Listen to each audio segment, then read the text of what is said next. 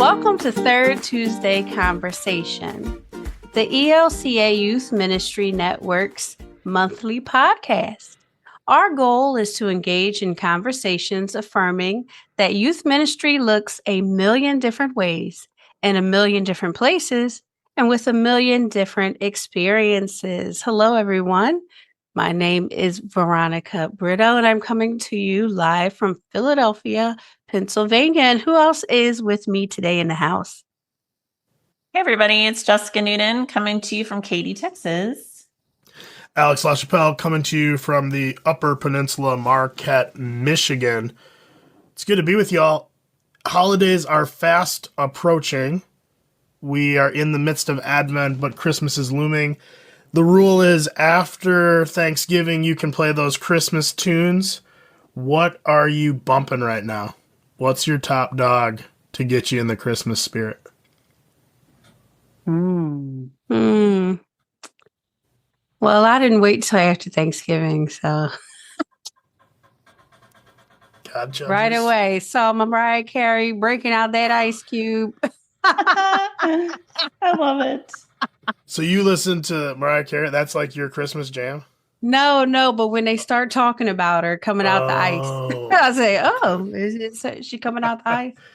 But I did, it starts to play. I don't know, Spotify, what kind of AI thing they got going on in there, but they started playing more Christmas. I said random. And they're like, oh, you want to hear this. So it has actually started playing more Christmas music in my random music selections. So okay. I'll say that's what I've been listening to. Mm-hmm. Nice. Well, yeah, we had some stuff late into the weekend, so we haven't gotten our decor up quite yet. We have our Advent wreath, but no candles. So I got to get those tomorrow.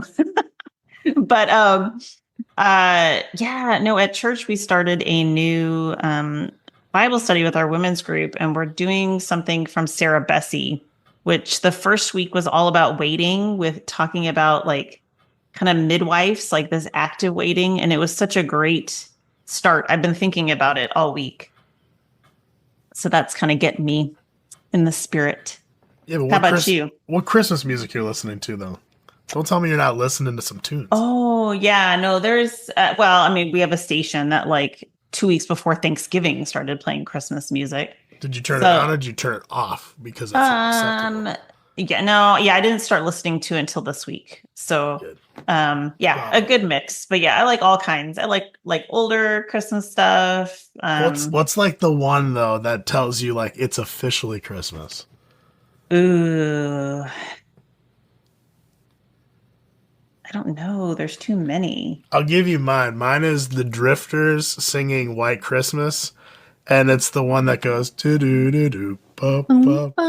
That is, and then it's one. Like got all these voices because it's like I dreaming of a white Christmas. It just like it fires me off, and it like then I listened to it twice today. I like played it, it got done, I was like, and again while I was driving around, because for me, like, I would say most Christmases are like filled with joy. They're filled with excitement. I'm pumped up. I'm ready to go. But I'm also a really big lover of December 21st, The Longest Night, which sometimes gets titled Blue Christmas. And not because of Elvis. There's no like, we're not getting our Elvis tunes out, although Elvis Christmas is a banger. But I think it's recognizing that Christmas is festive, and yet at the same time, it reminds us you don't have to be happy to belong. And I think that it's important to talk about. I'm wondering how, in your personal lives, in your church lives, do you kind of like allow that space? And if you have any recommendations or ideas about like what is the importance of knowing Blue Christmas, even if you're having the best year ever?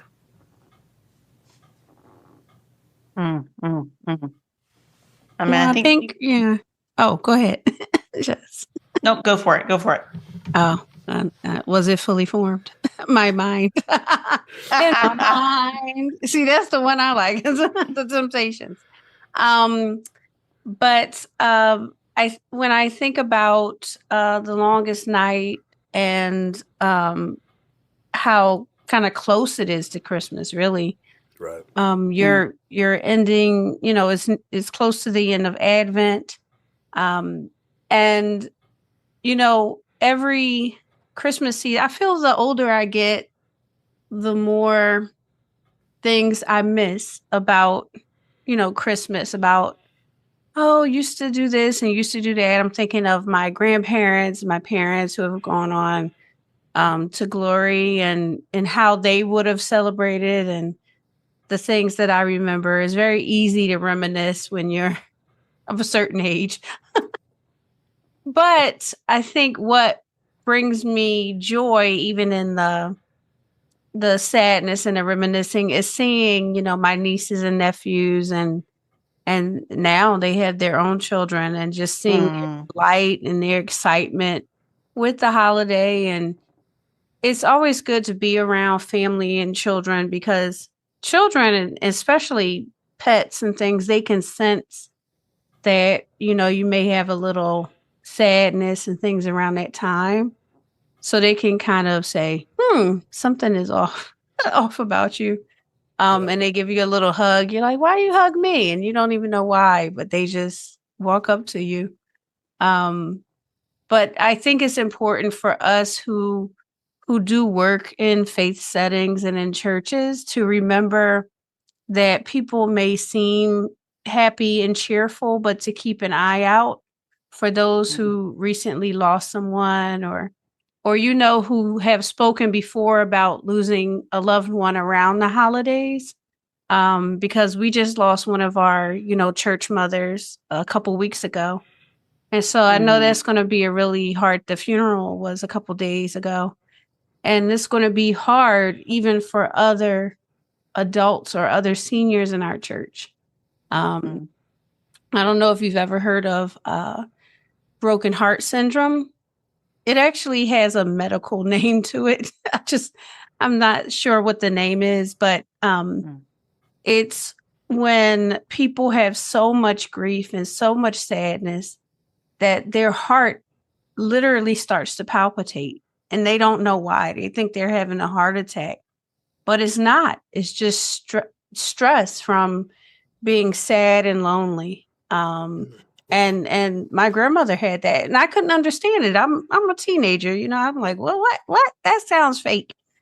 But it really was something that she had to get help with. And so for us to be leaders in the church and to say, that we're here for our church family, for our coworkers, for people we come across in life, this is the time where we have to realize and think outside of ourselves that not everyone is having the best time of their life at this time of year. So thank you for asking that question. Now, just that I talked the whole time.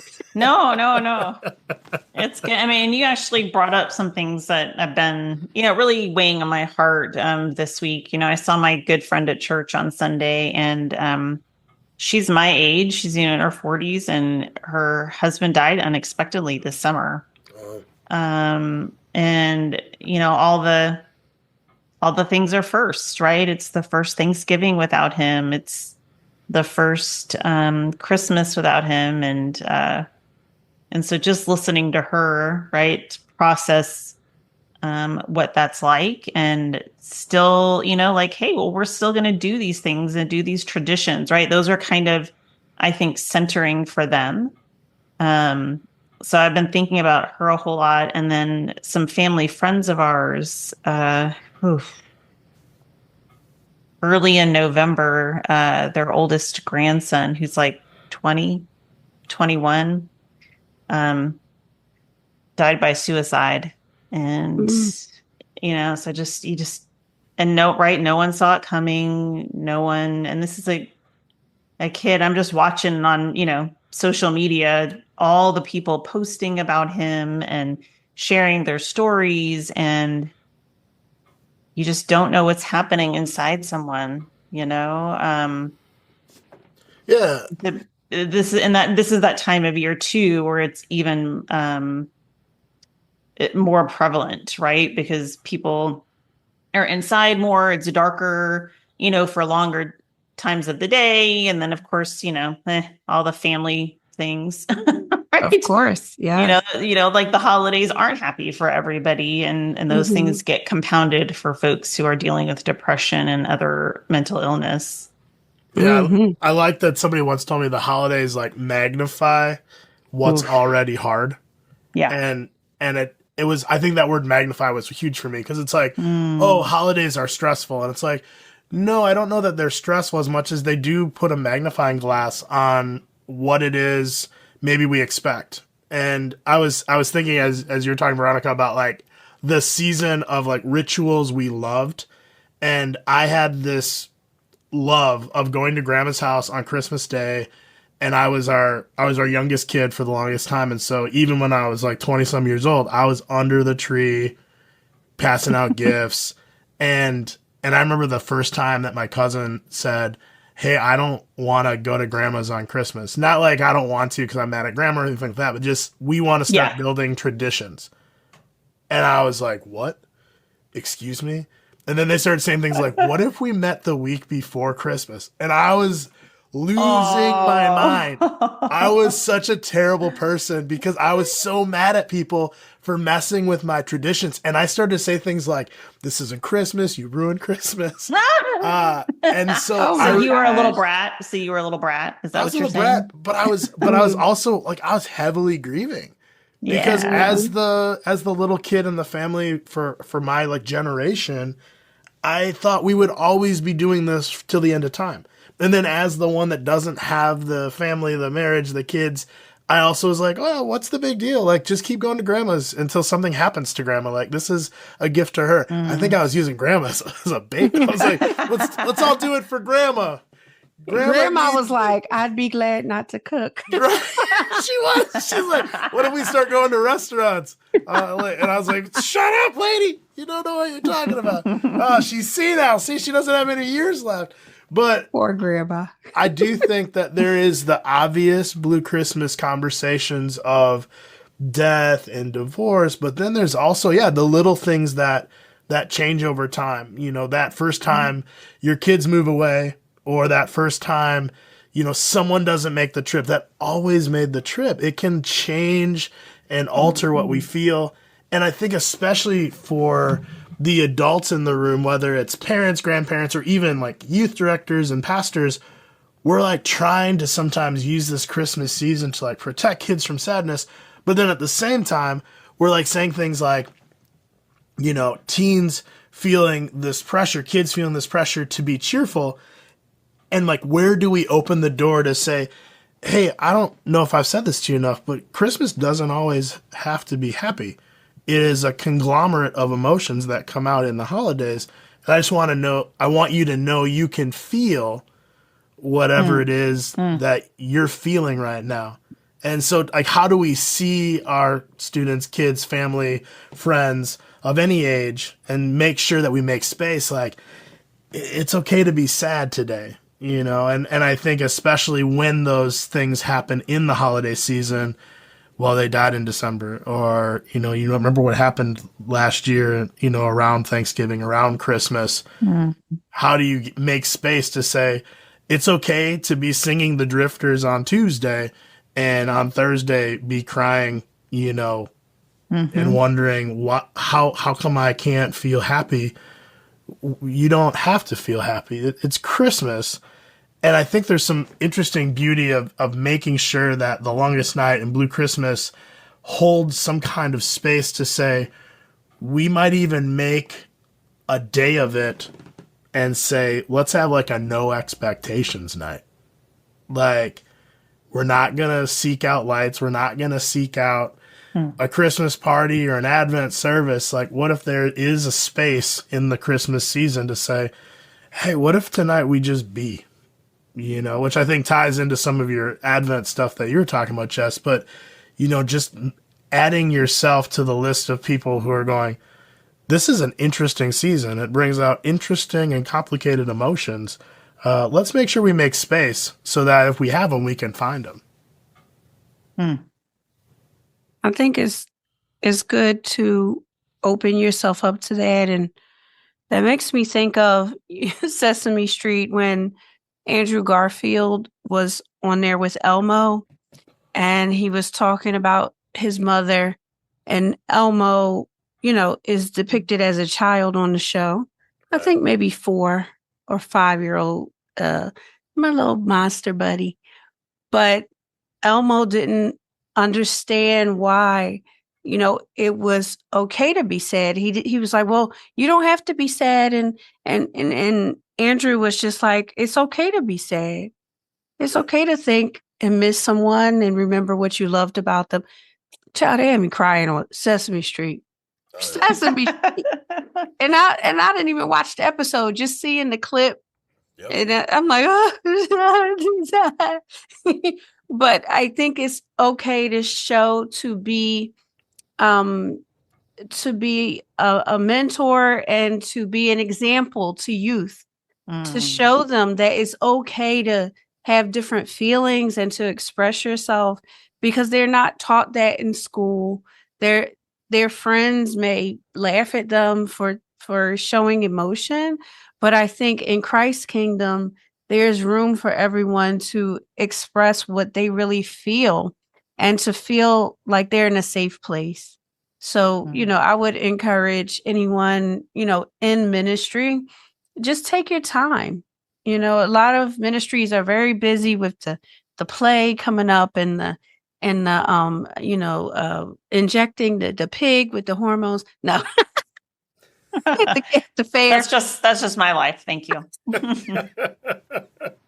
If y'all heard our conversations outside, but the busyness of the season, but I think it's good for us at working with youth to make a concerted effort, I would say, to talk about these things, to talk about it, because when we don't, we neglect that. On Christmas, it was dark. It was nighttime. It wasn't noon. It was dark. It was night. It was quiet. The shepherds were poor. The family was poor. So much trauma and just hurt. But into that was born the Savior of the world. So it's okay. It's a great change for our world, and it's okay to have the darkness and the light at the same time. Yeah. Well, I think too, like being able to even create rituals like lighting a candle, whether that be in your home or in an event, and even making space for, I wonder if there's something you're missing this year, right? And we're so good at asking questions, but sometimes we ask them anxiously. I think it's important to like ask the question gently, right? Like, I don't need you to be upset at Christmas also. I'm not forcing anyone to be sad, but I want to light a candle. I wonder what you're missing, so that one person can say, I miss my grandfather, and somebody else can be like, I miss that we're not going to watch Elf as a family.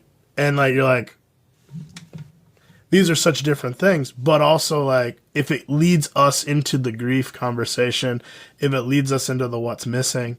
And then the other thing that I thought was interesting is somebody said, what if you create ornaments, with names that you can like take with you? And I was like, oh, I never thought about that. Cause we're so good about doing that on All Saints Day at my church, where we make a little tree and we put all these doves with names on. I was like, oh, I never thought about Christmas time, making space to say, hey, let's make a tree, whether it be in the church or something that they can take to their own trees, to say, this is our remembrance ornaments, so that we don't forget about people. And again, inviting people to say, those who have gone before us into heavenly glory, or those who, like, for the first time ever, Aunt Sarah's not coming home. What are we going to do? How are we going to handle that? And so allowing those spaces for conversation. And then, like, as the adult being able to say, or even the student with another student, say, like, it's okay. It doesn't have to be, I'll fix this, but just, it's okay.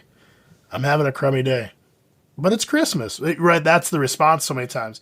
It's Christmas. It's Christmas. And you're like, yeah, it's Christmas. And then I think you said it best, Veronica, like connect to the story, right? Like the anxiety, the fear, the what ifs and things like that of the Christmas story can actually help us accent, have you ever felt like you don't have enough? Have you ever felt like you weren't protected? Have you ever felt outside of your norm? Have you ever felt rushed into things? You could really work with your whole narrative from Annunciation to the wise men to say, right? The rejection at the end. yeah. Wow. What you got, Jess? You thinking? I can see you got your thinking cap on. I know. I don't have anything to add to that. I mean, it was great just listening. It's just great just listening, really. Yeah. Yeah. Well, I'm definitely looking forward to the season and just want to give a shout out to all of our faithful listeners and just say thank you for hanging in there with us. And we really do appreciate you all. And we're just looking forward to bringing new ideas and topics into the new year. And also we hope that you have a very blessed Christmas and with loved ones, and that you think about, how you spend your Advent and your Christmas season, and that we love you. We're sending you love through the airways, through the podcast of love. Wait, this took a turn. Yeah. It's like Delilah After Dark or something over here. Yes. In the darkness, there's love. Let me ask you a question that's kind of related to this. Christmas also is kind of a boundary situation too, and not like a boundaries like training, but more so like how do you like set up space? I'm wondering because I love, especially at Christmas time, I have fear of missing out syndrome. So if you tell me we're doing, I'm in. Like we're gonna make, I'm in. Like we're gonna decorate, I'm in. Like, and then all of a sudden we get to December 26th, and I'm like, oh my goodness, I'm supposed to keep living. Like, and they're like, what are you doing for New Year's? I'm like, don't even talk to me. But what are the ways that you've kind of set up boundaries, or I wonder how we can teach our young people to be aware of Christmas is not a sprint, it's a marathon, and also it is but a blip on the mood ring of life, because also it's 12 days of incarnation that moves us into epiphany and realization, using like our church lingo, which can feel churchy, but also how do we like put in the boundary of like, be patient with this. Advent makes us wait, but the incarnation also doesn't say like, go, go, go. Like, especially this year in Matthew, the 28th of December, you're going to read about Jesus and Joseph and Mary running to Egypt, like to become, simply said, refugees, right? In another country to find protection from the would-be authorities that would destroy them as they are destroying other children. So, how do we make those connections? How do we hold those spaces, for ourselves and for our youth and our families to say, hey, make sure you make time. Make sure you like learn to say no, thank you. I don't know how to do it, but do you know how to do it? Can you teach me?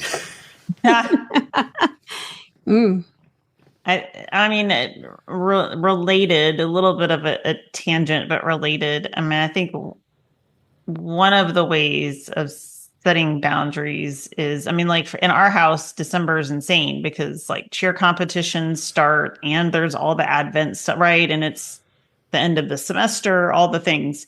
So it's, crazy. But in keeping kind of that Advent and the waiting piece is, finding that time once a week to gather, right? To gather around the Advent wreath, to do our devotion together. And, like right now we're in a stage of life where it doesn't happen on the same night every week, right? So this week we're going to meet tomorrow night. It'll be on Thursday instead of, maybe on Sunday night when I would want to have done it, but everybody's going in different directions. And so, and then next week it might be on Tuesday, right? And that's okay, but we're making that a priority to make sure we sit down and do our Advent devotions together and have a little bit of the calm, the centering, the building of the anticipation for the coming of Jesus.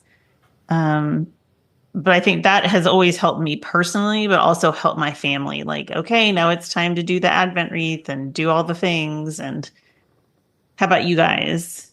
What centers you in the midst of Advent and helps you set boundaries? What's your so this is this is my follow-up question for you, and then I do want to hear from Veronica. Sure. What's your like? How do you teach your kids, or how do your kids play in that role of like? Are they going like, yes, we will always what day are we doing it? Or is it more like, do we have to? Like, how do they play into it as the young people that have been given this opportunity? Because, you know, I'm looking at this going, man, if my mom would have said this, I want to tell you right now, oh, yeah, that sounds awesome. I would have been like, yeah, that's awesome. I don't know that my 12-year-old self, 10-year-old self, 15-year-old self would have said it. I think if my mom would have said it now, I go, she would have been the coolest mom ever. But I'm like, also, I was a brat. I was a brat. So, like, how do your kids respond, or how have you kind of made it like, hey, this is not maybe it's an expectation and it's a family thing that they're like, oh, yeah. Yeah. I mean, I would say that, you know, depending on the kid and the week, they may or may not be excited. It might be more of a voluntold situation that week. It just depends.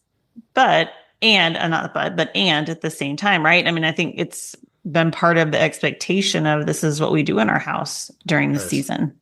I just like the image of your kid telling some other kid, like, I can't tonight because I have family devotions. Like I think I dream of the world where kids tell other kids, I can't because of church, I can't because of youth group, I can't because of family devotions, and people. Well, we're in the Bible Belt too, so you know there's a lot of that. It's just you're like, I have devotions too. Not necessarily the Lutheran version of it, but yeah.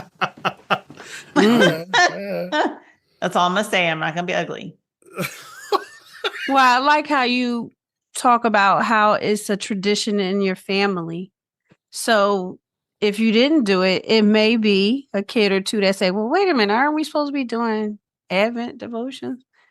And sometimes young people remember that and they might be missing it, but they might not say anything. But sometimes they say, well, we've been doing this since I was little. Why are we going to stop now? You know? So I like how that's just a part, and how you were saying that your husband makes all the different Advent wreaths. I just think that is built into your family, and it's a beautiful thing. The way that I pace myself is that I don't go to everything. I'm very selective about what I go to. But when I'm there, I'm fully there. I'm not, I will leave my phone inside my purse with the zipper zipped. I'm fully there. And I've been to like game nights and things where it was like, all right, everybody, leave your phone over there.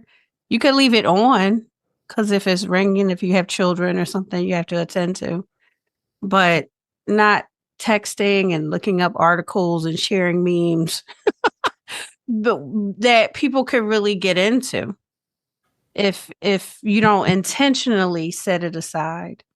And so that's what I try to be. If someone invites me somewhere, even if it's out to lunch, I try to be intentional, specifically this time of year, because it's easier to listen and just check in with your friends and family. I've never been a card sender, but my grandma always was. And so if I get a card from someone, I will send them a card because they thought enough of me to do that. Now, I'm not sending out hundreds of Christmas cards. Did you see the price of stamps? But if someone sends me one, they're going to get one back. And so I try to think of what I could write in there, handwritten notes, things like that. And that's how I try to pace myself. I try to be present. In church, I try to be more present. during Advent, we don't have music during communion. We're supposed to sit there and be contemplative. Then you just hear a bunch of, like, we're supposed to be contemplative. But I do try. If someone tries to engage, I'm like, oh, I'm concentrating. So that's what I try to do. I try to be more present. And that's how I avoid burnout. I love it. Nice. You didn't say hi. What'd you do, Alex? I don't do it. Never mind. I'm taking Alex notes. already said, I'm taking burn notes. out. Oh, sorry. I run to 25. You run directly, and then goes 3 and they Kings Day. collapse. It's like Three Kings Day. Alex on 25, running 26. His battery is run out. Yeah. He's done. He just sleeps the rest of the year. I'm Boxing Day. I'm gonna climb in a box. Oh, Boxing Day. Okay. But no, I gotta prepare for 3 Kings. I'm slowly recharging, and then I pop out an epiphany. Lord bless this house. Like the scary Jack in the Box. The scary Jack in the Box on Elf. Yeah. Yeah. No, I really appreciate this conversation, and I hope again for those who do listen, wondering like, what do you want me to do in this holiday season? I think just make sure that you're a person that checks in. Are you excited for Christmas too? What are your thoughts on Christmas? What do you feel at Christmas time? What's going through your head as we get closer to Christmas? All those questions, ask without interpretation, that you better be happy it's Christmas. And I wonder how we can just push ourselves to do that more, or even to do the thing like, hey, I want to light a candle, and I just want you to think about someone you're missing right now, because Christmas is awesome for the incoming incarnation of Christ. And as Christ comes into the world, sometimes we remember who's not in our world, whether it be by death or just by distance. And so I think that's my big push this year, is maybe one of the things that I will be trying to do is just making space to remind myself that this Christmas will be different. Not because anybody died in the last year, but just because it will never be like it was, but it's going to be like it is. And maybe that will be the new greatness, instead of always looking backwards to say, remember when I used to sit under the tree with grandma and grandpa and mom and all these other family members. Maybe it's the year that ... And so maybe making that push to say something new is going to happen this year. And as Christ breaks forth into the season, so will a new tradition that you didn't have on your radar. So stay open, but also let all emotions be acceptable in this time. So thank you for engaging this conversation. And blessings to you all as you go forth in the Christmas season. And hopefully you do find some respite, because the 26th of December is a beautiful day to just clonk out and get ready for 3 Kings Day. Very much so. All right. Well, before we go, friends, here are a few quick announcements and reminders. Registration for Extravaganza 2026 is still open, friends, so get on it. This is the gathering of adults who serve in children, youth, and family ministries in the ELCA. It's 4 days of great learning, spiritual renewal, and connection with colleagues who do the same work you do. Going to the E will strengthen your congregation's ministry, and the 26th event will be held in St. Louis, Missouri, from January 30th to February 22nd. Nope, not that long. February 2nd, friends. You can get more info at ext26.org. We will see you there. And don't forget to take a look at the Network's Connect Journal. This journal publishes new articles roughly every 2 weeks, and they help you think, wonder, and dream about your congregation's ministry. We have 2 different series releasing right now. The first is a series of articles with learnings coming from our formation co-op. And the second is a series of articles on how we process mission trip experiences with young people. You can find them both at www.connectjournal.org. And we want to just say thank you, guys. Thanks to all of you who are members of the network. Your membership makes things like Third Tuesday Conversation, Oasis, Connect Journal, and Formation Co-op, and Martin's List, and Extravaganza, and lots more. All of these things possible. And if you're not a member of the network, we encourage you to join. Our memberships are what make all of this possible. We're grateful to the community to be a community that cares for this ministry. Thank you so much for listening. New podcasts are released on the third Tuesday of every month. Be sure to like and subscribe so you receive them as soon as they come out. And you can always share them with your friends and your enemies. And finally, thanks to Paul Amlin, our 3TC producer, for all his amazing work in dealing with all our shenanigans. And have a great week, you guys. And Merry Christmas. Merry Christmas. Look for our next episode on the third Tuesday next month. Well, happy Advent, Merry Christmas. This is Jessica saying peace. This is Alex saying Merry Christmas, Happy New Year, Happy Hanukkah, Happy Kwanzaa, Happy Christmas, Hanukkah, Kwanzaa. Yes. Happy holidays and Merry Christmas to everyone out there listening. And we'll see you next month.